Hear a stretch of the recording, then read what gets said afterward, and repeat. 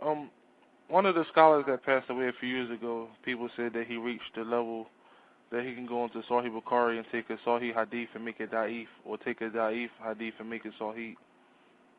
Do many people have that ability today to extract basically make a Hadith Sahih or Da'if based on just research?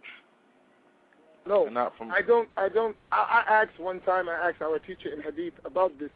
I asked him, for Mathalan, as an example, compared to Ibn Hajar al-Asqalani, who was the great commentary on Al-Bukhari, and he was called Amir al-Mu'mineen for Hadith.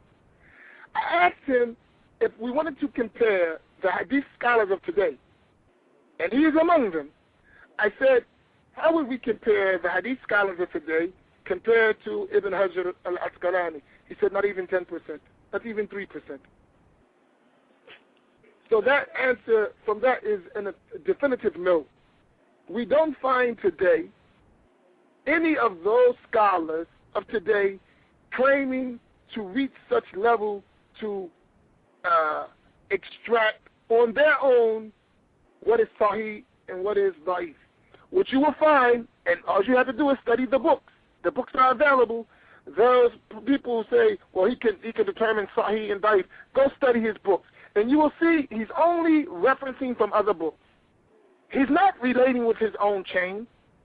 If you took at Al-ALBANI, for instance, maybe that's the one who you're talking about, Allahu A'lam, but he was one who claimed to be able to do a tafsir wa tad'if. He claimed this for himself.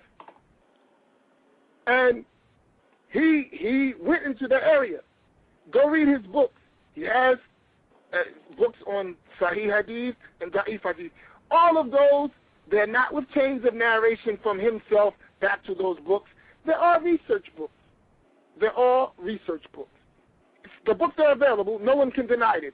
You won't find in his books his chain from himself back to Al-Bukhari. His chain, you won't find this. What you'll find is him gathering books and looking at narrators and then making judgments based on his understanding. This is not the way of the scholars of Hadith. Those scholars who are Hufaz, they did that on their own, from their own memory and their own knowledge of narrators. This is a known fact in the science of Hadith. So those scholars that are later, they're researchers. Sometimes they're right, sometimes they're wrong. Sometimes they're more wrong than they're right. This is just fair, honest, and this doesn't say, he's disparaging the scholar. No, not disparaging, we're just telling the truth. You want to make the person something that he's not. He his own self admitted that he's not at the level of Hafiz. He's not at that level.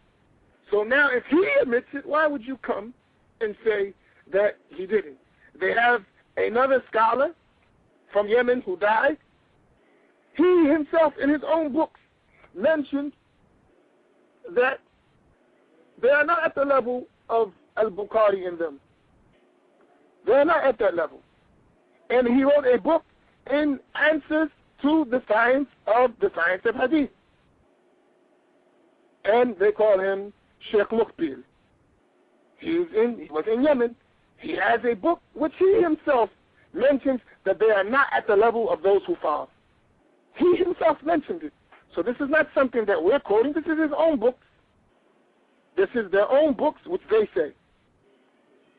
This is their books. So when we refer to those things, it's just fair honesty.